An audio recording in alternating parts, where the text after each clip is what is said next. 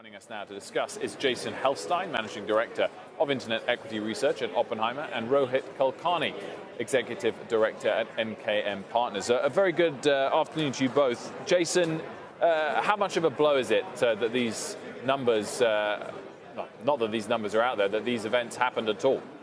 Sure. I mean, obviously, anything is not acceptable, and the headline number will get press attention as it is. However, if you look at as a percentage of trips, it's, kind of infinitesimal, 0.0003.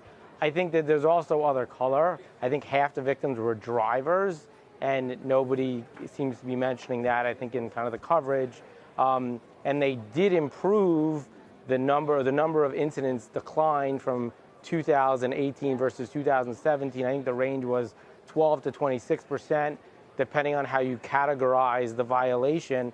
I also think what's interesting is if you tried to Google, incidents or sexual assault in a New York City taxi, I did this. I found a Wall Street Journal article from 2016 that talked about 14 reported rapes.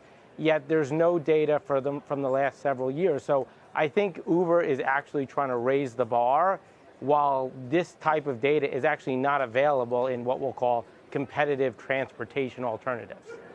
Sure, but Jason, I get that there might be worse outcomes occurring in other transport-related routes, stocks, whatever you want to call it, but that doesn't justify it happening for Uber, and Uber is a multi-billion-dollar company, and it is responsible, I guess, for all of these cars in a way that a single taxi owner may just be responsible for themselves.